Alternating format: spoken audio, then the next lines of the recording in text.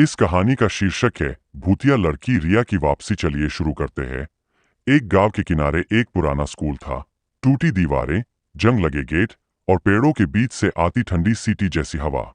कहते हैं रात में वहां किसी लड़की की हंसी सुनाई देती है, धीमी लेकिन इतनी सर्द कि रीढ़ तक कंपी दौड़ जाए। वो लड़की थी रिया। वो बहुत होशियार थी, हमेशा स्कूल की आखिरी बेंच पर बैठती थी। एक रात उसने अपनी अंधेरी रात की पेंटिंग पूरी करने के लिए वहीं रुकने का फैसला किया। लेकिन उस रात स्कूल में कुछ था जो इंसान नहीं था। सुबह जब चौकीदार पहुंचा, पेंटिंग अधूरी थी और दीवार पर लिखा था, मैंने जो देखा वो अब मेरा हिस्सा बन गया है। रिया गायब थी। कमरा बंद कर दिया गया। किसी ने फिर कभी अंदर जाने की हिम्मत नहीं की। सालों बाद आई मीरा, एक नई आर्ट स्टूडेंट। गांव वालों ने मना किया, उस कमरे में मत जाना, वहां अब भी कोई देखता है। पर मीरा ने हंसकर कहा, भूत होते तो दुनिया इतनी शोर नहीं होती। रात के समय वो कमरे में पहुंची।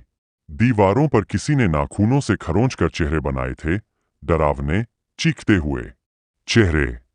कमरे के कोने में वही पेंटिंग थी, पर अब उसमें रिया का चेहरा पूरा बन चुका था और उसकी आंखें मीरा की तरफ देख रही थीं। जैसे ही मीरा ने ब्रश उठाया, लाइट बंद हो गई। कहीं दूर से वो हंसी फिर सुनाई दी। धीरे धीरे वो हंसी उसके कान के बिल्कुल पास आ गई। अब तेरी बारी है, मीरा। सुबह जब दरवाजा तोड़ा गया, कमरे की दीवार पर खून से लिखा था, कला कभी मरती नहीं, कलाकार बदल जाते हैं।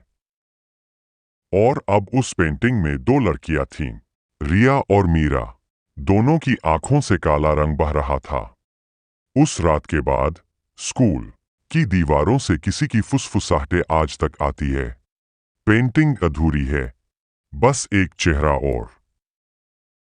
This video is made by Roman Chak Hindi Stories. Please subscribe and like the video.